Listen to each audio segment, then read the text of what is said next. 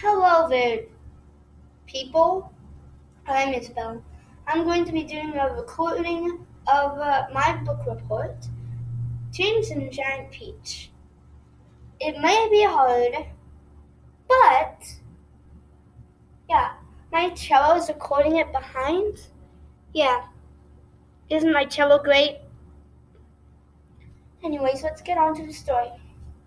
There was a little toddler, not a toddler, 5-year-old kindergartner named James. He was a lucky boy, living the good life. He had lots of friends. He got to go to a beach right by his house. But then one day, in a London zoo, parents got eaten up by an angry rhinoceros that escaped from the zoo. Sad. But since that, he had to live with his evil aunts, Aunt Spiker and Sponge. Aunt Sponge was short and fat, like this fat. I mean, it's not all that fat as big as the room, but this fat, I think, and this short. No, I think about my height, just a few inches tall.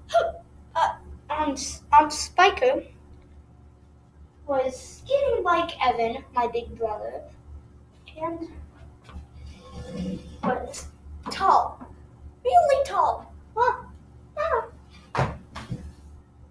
they were both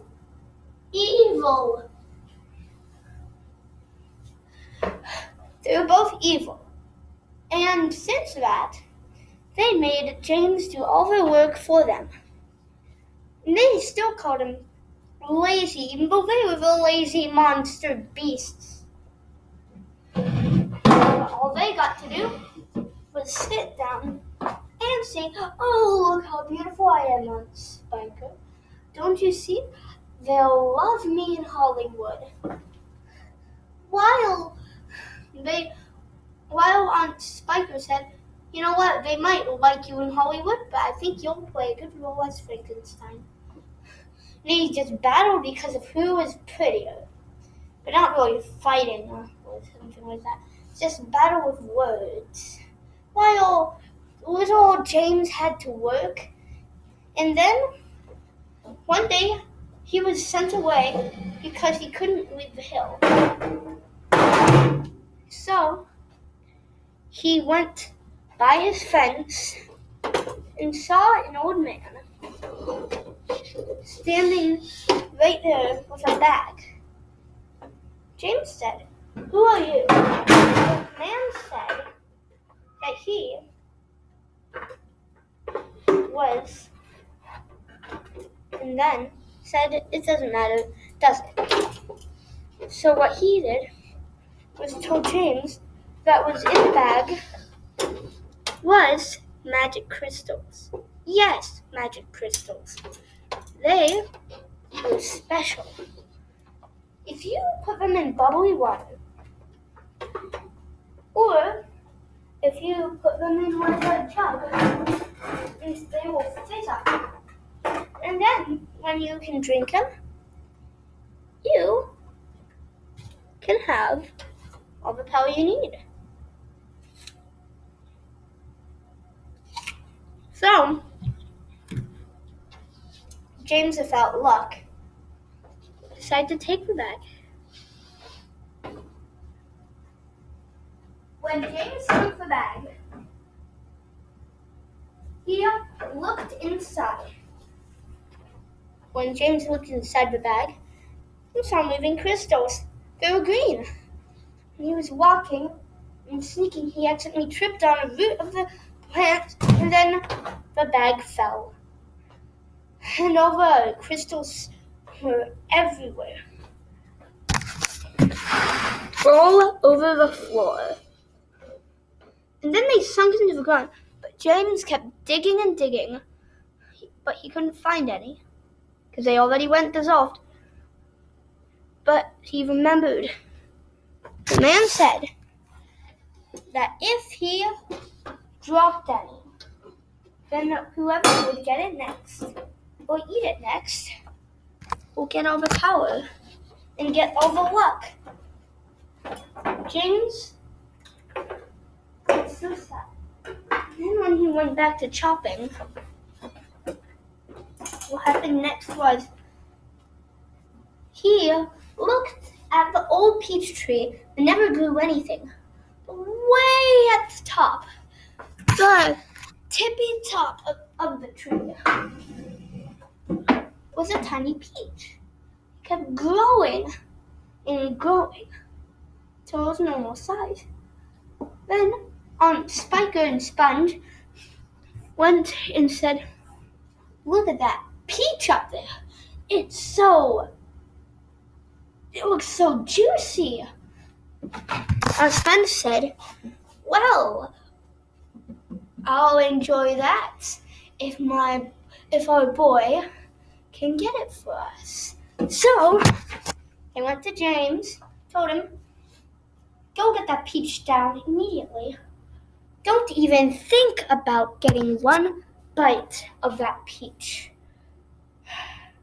Got it, little boy? So he climbed up a ladder to the top. He saw the peach was growing, so he got down and said, "The peach is growing." They gasped. And it grew bigger and bigger and bigger until it was just the size of a house. Exactly. It was so big as this entire room.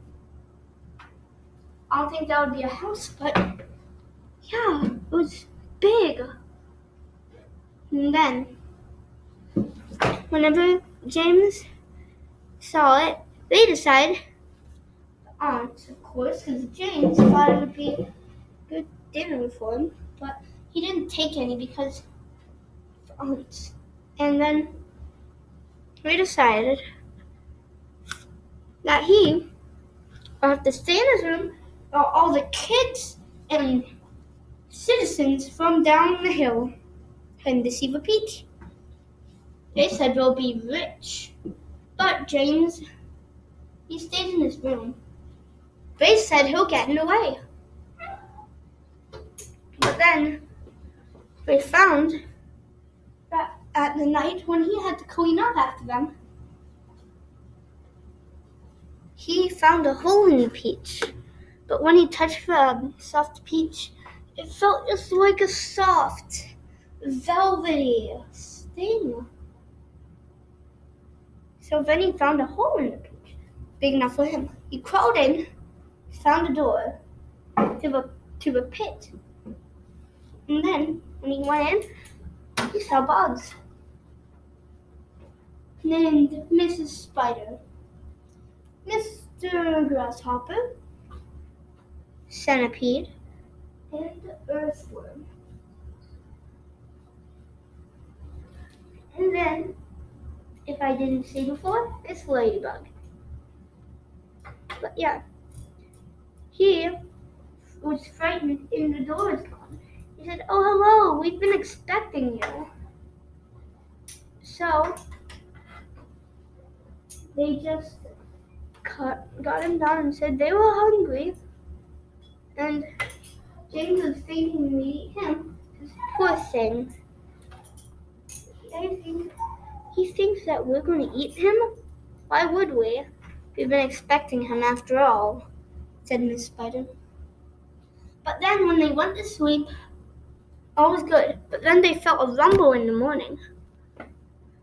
Then, what happened in the morning?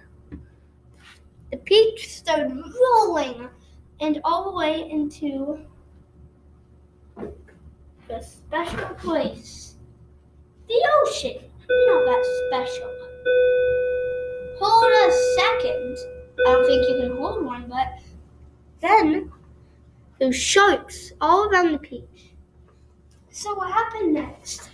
The sharks pounced at it and then made little teeth marks on it. And they thought it was ripping.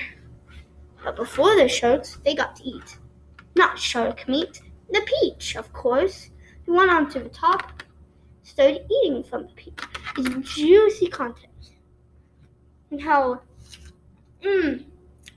juicier than this apple. See, no juice, but it was juicy and soft. So when the sharks happened to go, the peach was sinking. Then what happened next was